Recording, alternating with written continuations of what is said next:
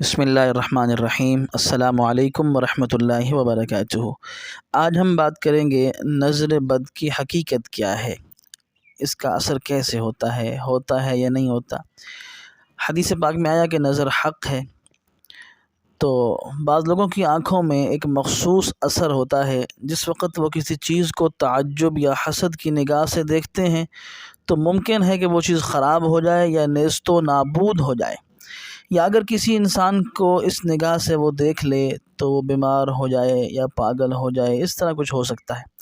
عقلی لحاظ سے یہ محال نہیں ہے، ناممکن نہیں ہے، کیونکہ آج کل کے متعدد دانشوروں کا یہ ماننا ہے کہ بعض لوگوں کی آنکھوں میں ایک مقناطیسی طاقت ہوتی ہے جس سے بہت سے کام ہو سکتے ہیں۔ آج ہم دیکھتے ہیں کہ لیزری شعاعیں جو نظر بھی نہیں آتی، ان سے ایسے کام ہو سکتے ہیں جو خطرناک اور تباہ کن ہتھیاروں سے نہیں ہو سکتے۔ ریموٹ کے لہریں کام کرتی ہیں، بم بھی پھٹ جاتا ہے۔ تو بعض لوگوں کی آنکھوں میں اس طاقت کا پایا جانا جو مخصوص لہروں کے ذریعے وہ اثر انداز ہو مد مقابل پر، یہ کوئی تعجب کی بات نہیں، ایسا ممکن ہے۔